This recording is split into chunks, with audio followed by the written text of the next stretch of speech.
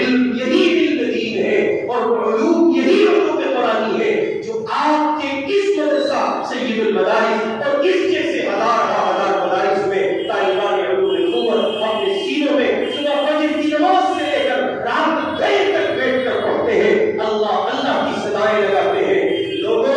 آسان لگتی ہے آپ کو یہ بات، لوگوں آسان سمجھتے ہیں آپ یہ بات کہ مدرسہ آپ کے پاس ہے اور یہ سب یوں ہی ہو جاتا ہے۔ ابھی آپ نے ان زمینوں کا، ان بستیوں کا، ان خطوں کا سفر شاید نہیں کیا ہے اور آپ کو جانا نصیب نہیں ہوا ہے، اور بہت معذرت کے ساتھ یہ سب جملہ کہہ دیتا ہوں کہ اگر ہے اور معلومات میں آپ کی آیا ہے تو پھر یہ جان بوجھ کر تجاہل عارفانہ سے کام لینے کے مرادی بات ہے۔ آپ اس کو کہیے کہ بھول بھلیا کرتے ہوئے آگے بڑھ رہے ہیں اور آپ بڑی آسانی سے کہہ دیتے ہیں کہ جناب مدرسے بہت ہو گئے۔ یہ دلی ہے، میں نے لونی جیسی جگہ میں یہ بات کہی، لوگ کہتے ہیں مدرسے بہت ہو گئے، ہم کہتے ہیں جھوٹ بول رہے ہیں آپ، مدرسے بہت نہیں ہوئے۔ اگر مدرسے بہت ہوتے تو بیٹیاں اسلام کی تحریف چھوڑ کر کفر کی زمین بھول رہے ہیں۔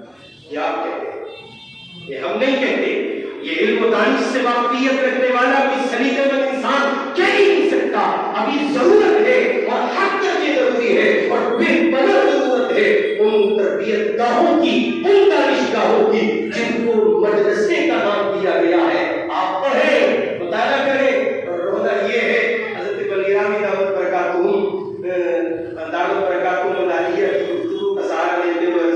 رونا یہ ہے کہ پڑھنے سے کم سننے کا شوق زیادہ بڑھ گیا ہے اور سنتے بہت ہیں، اور معاف کیجیے مسلم معاشرہ سنتا ہی ہے، پڑھتا نہیں ہے۔ جو پڑھنے والے ہیں پڑھ سکتے وہ بھی نہیں پڑھتے، جو پڑھ نہیں سکتے ان کا تو شکوہ ہی کیا کیجیے، معذور سمجھ کر، مجبور سمجھ کر آگے بڑھ جائیے، نظر میں نہ لائیے۔ جو پڑھ سکتے ہیں وہ بھی نہیں پڑھتے ہیں،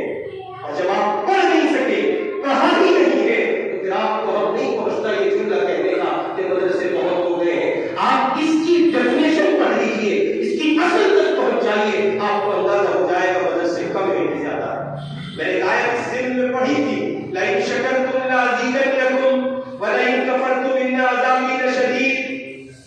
پروردگار کی نعمت جو مجھ کو اور آپ کو حاصل ہے، اس نعمت پر اللہ کا یہ رسول، یہ ضابطہ،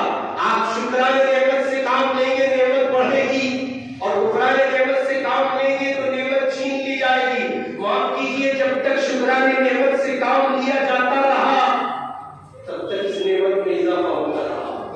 اور جب اس نعمت سے ساتھ کفرانے نعمت کا کی صورتحال پیدا ہوئی تو یہ نعمت چھین لی گئی۔ اس سلسلے میں شیخ الاسلام حضرت مولانا محمد تقی صاحب اسوانی دعوت برکاتہم العالیہ کے ٹکڑا رکھ کر بات کو ختم کرتا ہوں۔ وہ ٹکڑا یہ ہے، شیخ الاسلام کہتے ہیں کہ ہم لوگ سرکاری دورے پر اپنے ملک پاکستان سے بغداد پہنچے، اور ہم نے اس زمین جس کو بغداد کہا جاتا ہے، جس بغداد کا نام سماعت میں پڑ جانے کے بعد یہ تصور اور یہ خیال کی یہ دنیا اور تخیل کی یہ پروازیں آٹومیٹکلی جنم لینے لگتی ہے۔ ہاں وہی جنید بغدادی کی زمین، وہی عبد القادر جیلانی کی زمین، وہی شبلی کی زمین، ہزار بزرگوں اہل اللہ اور کہیے کہ جہان بھر کے دیوانوں کی زمین ہے۔ یوں بغداد کا نام آئے، یوں اس زمین کی تاریخ میں آپ کے ہر خام و خاص کے ذہن کا حصہ ہو جاتی ہے۔ اسی بغداد پر شیخ الاسلام کہتے ہیں یوں ہم نے قدم رکھا، اور قدم رکھنے کے بعد میرے تجسس میں اضافہ ہوتا چلا گیا کہ اس سے پہلے بھی سفر ہو چکے ہیں، لیکن کسی ایسی شخصیت سے ملاقات نہ ہو سکی جو اس قدیم طرز کی حامل ہو، اس قدیم فکر کی حامل ہو، اس قدیم لب و لہجے کی حامل ہو، اس قدیم انداز تکلم کی حامل ہو، جس نے اس پرانے